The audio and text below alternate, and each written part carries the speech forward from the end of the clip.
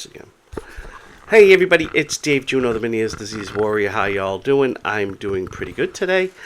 Or tonight, it's Monday night, and it's about 9:30, so I'm making a video at 9:30 at night. Whoa!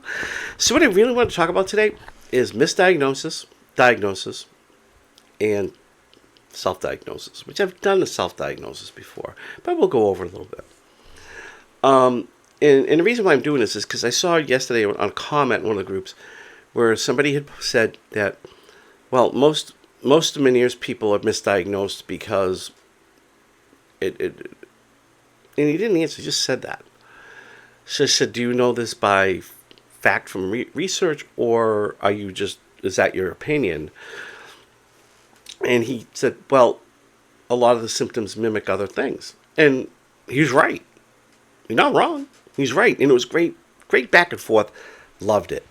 I love those back and forths where we can both be open-minded and talk and discuss. Because a lot of people don't like that, A lot of people are like, it's their way or no way, and then they start slinging names at you.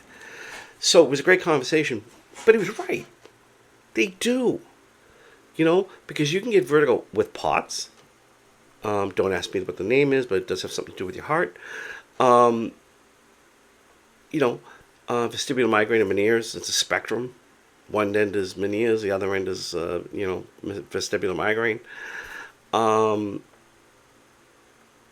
Parkinson's, you can get vertigo. You can get vertigo or dizzy from MS, multiple sclerosis. As a matter of fact, Sunday, one of the women in the choir has MS, and she was walking up on the altar, and she started to fall, and I grabbed her.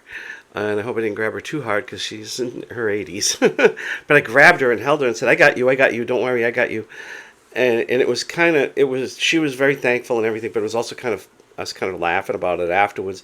Because, okay, you got MS, I have Meniere's, we both have balance problems, and yet we're holding each other up. So it was pretty cool, But yeah, that mimics that stuff. The acoustic neuroma can mimic Meniere's. Okay, and because you'll get hearing loss too, because it's putting pressure on the balance nerve and the acoustic nerve. It's putting pressure on that. So yeah, it's cutting off the signals. So yeah, you can get vertigo from that. So yeah, he's right. They mimic. But if you do the right tests, you can narrow it down. That's why you have an MRI and an MRI with contrast, because they're looking to see if you have that tumor. Okay, it's a neuroma, a tumor, but they're 99% benign. So that's what they're looking for with that.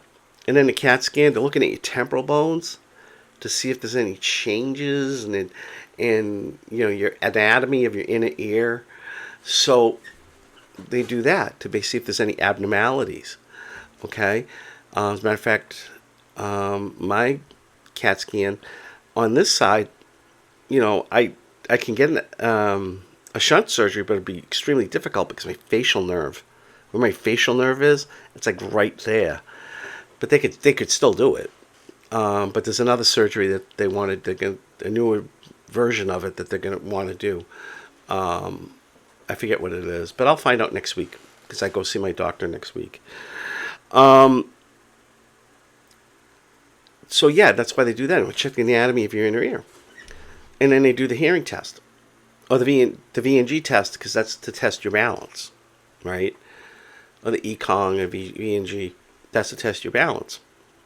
Then they do a hearing test to see if you have high hearing loss or low hearing loss.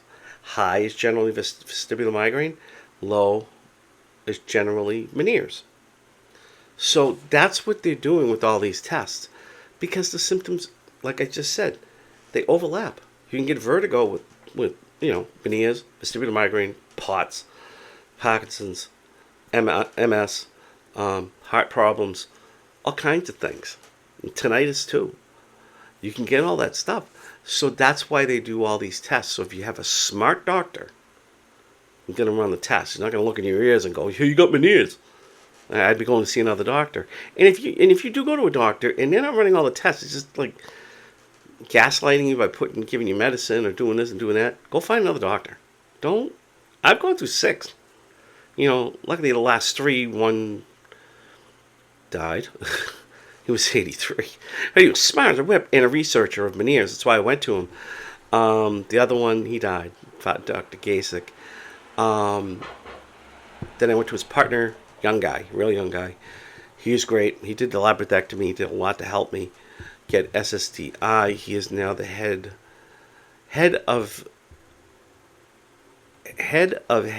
chief of head surgery at Children's Hospital.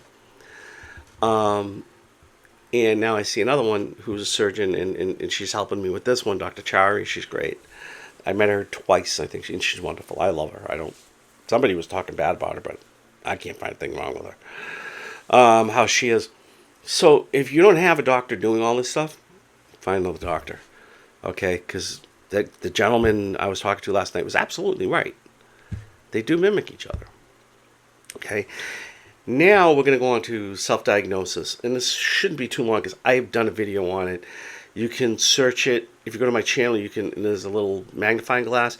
You can write down self-diagnosis. Type self-diagnosis on that video. It'll pop up. But self-diagnosis is not what you really want to do. And, that's what I saw a post yesterday. The person was describing all their symptoms and all this stuff. And then they went on Dr. Google or WebMD, and the thing came up saying they had Meniere's disease. So they joined the group because they wanted to make sure. I mean, she said she was seeing a doctor, and self-diagnosis is not what you want to do with anything. Get an issue, go to the doctor. Don't go on WebMD and I have this. Because the chances are you probably don't. The chances are you probably do not have whatever WebMD says you have. Okay? Just go to your doctor and talk to them before you join any support group, before you do anything. Go to a doctor. And I could tell you a story about me when I quit smoking about 21 years ago. I had quit smoking, and about a week later, I started coughing up blood and spitting blood. I said, what's going on? So I did the old WebMD, and it said I had cancer, lung cancer. Now I'm in a panic. Okay? So I'm calling my doctor. I need to come in. I need a scan. I need this. I need that. And they're like, what's the matter? Okay, come in. We'll give you a chest x-ray. So I said, your lungs are clean. Your sinuses are clean. They x-rayed my head, too, because I was in such a panic. And he sat me down, and he said, what were you smoking before you quit? And I said, Newports. And he said, well, menthol cigarettes have asbestos in the filter. The fibers get into your sinuses and cause you to bleed. That's what the problem is. Your sinuses don't look too bad. They look like they're infected, to be honest with you. And just pressing on your face, you were wincing and saying it hurt. He goes, but your lungs are clean. He shows me your lungs. He goes, if they were anybody else's lungs, I would say you had a problem, but they're your lungs. And I've been looking at your chest x-rays for years, and they're always the same. Your lungs are clean. You don't have cancer. You don't have this. Just keep doing what you're doing without smoking. That will go away. But see, because I decided to go on WebMD, instead of calling my doctor, I went into super panic mode. And that's what you do when you go to WebMD for anything. So I tell you, or Dr. Google, don't do it. And the other thing, too, is if you join a support group to get a diagnosis, don't. Half of these people are going to make you scared. Okay? They're going to make you scared. They're going to tell you all kinds of horror stories. And I'm telling you, there's more people actually being active in doing things and living well with this than there are the bad. But the bad always sticks out. Okay? And it's the truth. I don't care what anybody says. It's the truth. There are thousands of people doing great things and posting great stuff and asking questions and stuff like that.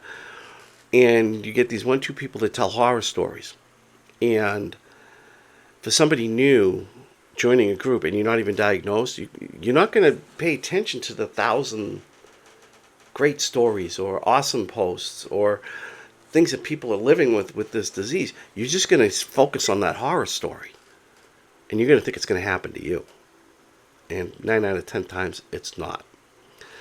And it's like, what I said it to one of my kids. I said, you can do 99 things. Awesome. Great. Okay? You're at work, they give you 100 things to do. You can do 99 of them perfect. Commendable, awesome, right? The one you don't do is the bad, that great is the one that they're going to remember. And that's the one that's always going to be in the back of their heads. So whether it's going for promotion or anything, that one thing's always going to stick out. They don't care about the 99. They're worrying about the one. And that's stupid. I mean, luckily I was lucky. I did have one boss like that, and luckily I was able to get away from him. But it's the same thing with anything. If you're new to Meniere's or anything, you're going to hear a horror story. You're going to see 5, 6, 7, 8, 9, 10 horror stories. You'll see 1,000 posts. And out of 1,000 posts, maybe 10 or 20 of them are horror stories. The horror stories are the ones you're going to remember. You're going to remember the good ones. You know, like, hey, you know what? I've been having a problem with my balance walking up this light incline, you know, not a 90 degree or 45 degree, but maybe about a 20 degree incline. And guess what? You know, usually I need a pole or a cane or something to get up. Today I did it without anything. I did it. You're not going to remember that post. You're going to remember the post of a person saying that they couldn't walk across the lawn because it gave them vertigo. And how bad it is, and I hate this, and I hate that, and hate, because those are the ones that are going to stick out. So you don't want to be undiagnosed or come into a group self-diagnosed. You don't. Please don't do this. If you're in a group and you're not diagnosed yet, do yourself a favor. You could stay in the groups, but don't take it with a grain of salt until you see your own doctor, until you live your own journey. Okay? You'll be better off. You'll be happier. And in the long run, everything will work out fine. So on that note, that's my thing about misdiagnosis, diagnosis, and self-diagnosis. Plus with self-diagnosis, if you don't have a diagnosis, and I know a few people that did this, okay, they tried to get SSDI, and they filled out all the paperwork and everything, and wrote the primary care doctor's name down, but didn't give them any information. Just wrote Meniere's disease. No information about medical records or anything. Now, 25 years ago, 30 years ago, you could have went down to the office, filled out a piece of paper, and they would have went, here you go, you're on SSDI now. It's not like that anymore, because too many people are scamming. That's like somebody posted today, how many times who's been successful and how many times did it take you to get it and get SSDI. And I told him it was 3 times, but I mean, I know people have gone 4 or 5 times. And it's because there's so many people out there scamming. They don't know who to believe. Even doctors, So, yeah, if if you're self-diagnosing, then you're already going to write, Dr. Google diagnosed me. Go on Google. I mean, it doesn't work that way. So you want a doctor, you want the paperwork in case you ever have to go down that road. So, on that note, guys, hey, have a great night. I'll talk to y'all soon. Take care. Oh, I will probably post this tonight and then repost it tomorrow. So, on that note, hey, take care.